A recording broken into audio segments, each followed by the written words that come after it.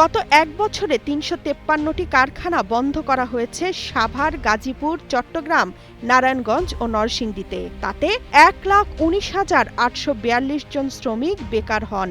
তাদের অনেকে চাকরির জন্য ছুটতে ছুটতে হতাশ হয়ে গ্রামে ফিরেছেন। যাদের গ্রামে ফেরার সুযোগ নেই তাদের অনেকে অপরাধে জড়াচ্ছেন। বন্ধ কারখানার বেশিরভাগই তৈরি পোশাক, নিটওয়্যার ও টেক্সটাইল শিল্পের।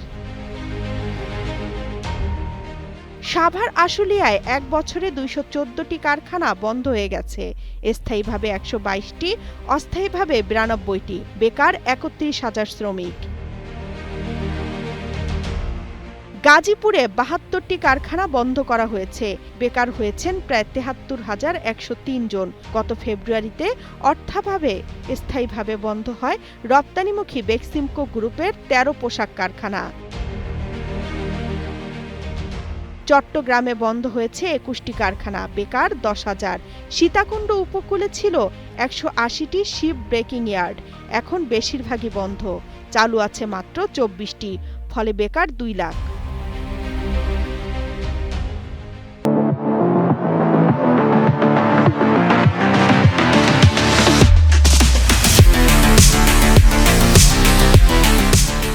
নারায়ণগঞ্জে ১,৮৩৪টির মধ্যে ২৬টি, নরসিংদীতেও বন্ধ হয়েছে ২০ কারখানা।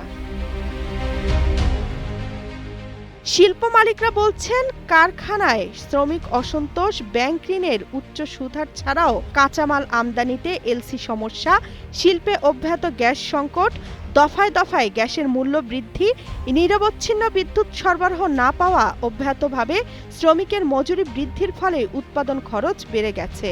তাই অনেকে প্রতিযোগিতায় টিকতে পারছেন না। বেকার হওয়া এক শ্রমিক বলেন, নতুন কেউ লোক নিচ্ছে না। প্রথমে জিনিসপত্র বন্ধক রেখে চলেছি। অনেক টাকা বাকি থাকায় দোকানিও বাকি দিচ্ছিলেন না।